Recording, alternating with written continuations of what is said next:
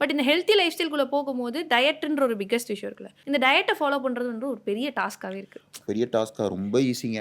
எனக்கு டயட்ட ஃபாலோ பண்ண எல்லாருமே எனக்கு ரொம்ப சேவிங்ஸ் கிடைக்குதுன்னு சொல்றாங்க. பட் டயட் ஃபாலோ பண்றது வந்து பிடிக்காம எடுத்துக்கிறது வந்து ரொம்ப கஷ்டம். ஒரே பிரெயின் மெமரி தாங்க அது. டேஸ்ட்டுங்கிறது மெமரிங்க. அத மாத்துறதுக்குன்னா எவ்வளோ டைம் பீரியட் எடுத்துக்கும்? அது நம்மளே ஸ்லோவா மாத்திட்டு வரலாம். இப்போ வாரத்துல 3 நாள் சாப்பிட பிரியாணிய 1 நாள் சாப்பிடுங்க. ம். மாசத்துக்கு ஒரு வாட்டி சாப்பிடுங்க. அப்புறமேலு அதுக்கப்புறம் பாடி ஒத்துக்காது. என்னடா இது தின்னாலே வந்து வெயிட் எரியுது அப்படின்னு ஸ்டாப் பண்ணிருவாங்க. அப்புறம் அதே மாரி தான். இன்னைக்கு இந்த விஷயம் நமக்கு ஹார்ம்ஃபுல்லா தெரியுது அப்படின்னா, அத டைவர்ஷன்ஸ் எடுத்துட்டு வாங்க. ரீப்ளேஸ்மென்ட் பண்ணுங்க. உங்கள நீங்க ரிசர்ச் பண்ணுங்க. டெய்லி ஏதாவது ஒரு விஷயத்த நீங்க பண்ணி பாருங்க. இன்னைக்கு நெறைய பேருக்கு வந்து பார்த்தீங்கன்னா, ஐடியா இருக்கு, டைம் இல்ல. அப்போ டைம் இருந்தது, ஐடியா இல்ல. இப்போ ஐடியா வந்து நெட்வொர்க் வந்துருச்சு. டைம் இல்லங்கிறது வந்து Instagram, அன்வான்டட் திங்ஸ்க்கு லூஸ் பண்ணிடுறாங்க. அப்போ அந்த நேரத்தில வந்து ஐடியா சொல்ல ஆள் இல்ல. வீட்ல வெட்டியா இருந்தாங்க. புரிஞ்சுச்சா? ஸோ இப்போ நம்ம தான் அத யூட்டிலைஸ் பண்ணிக்கணும். சிம்பிள். வேற வேற வேற இதில யோசிக்கிற விஷயமே கிடையாது.